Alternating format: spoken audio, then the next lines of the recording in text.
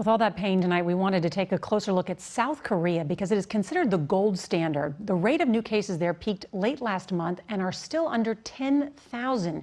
Fewer than 160 people have died. Tonight, Ramy Inocencio reports on how South Korea slowed the spread. In South Korea's war against the coronavirus, there's been no shortage of personal protective gear, and just 121 healthcare workers have fallen sick in the whole country, versus more than 200 in Boston alone. For patients, there's been a bed and ventilator for everyone. Test, trace, treat has been South Korea's mantra.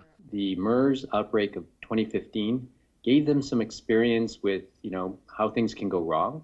Dr. Jerome Kim says that past epidemic guided future planning, allowing for tracing and identification. The system for letting people know that they might have been exposed, which is really remarkable. I mean, if you've been to the supermarket, between 10 and 10:15 on the following date, you might have been exposed.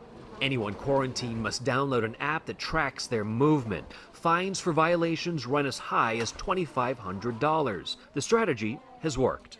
South Korea and the U.S. reported their first coronavirus cases the same day in January. More than 6 weeks later, South Korea tested 137,000 people, while the U.S. had tested nearly 1,000. A week later, the U.S. had tested 10,000, South Korea 235,000.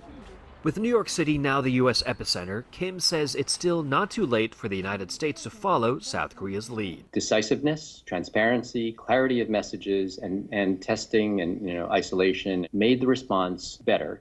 Ramy Inocencio, CBS News, Tokyo.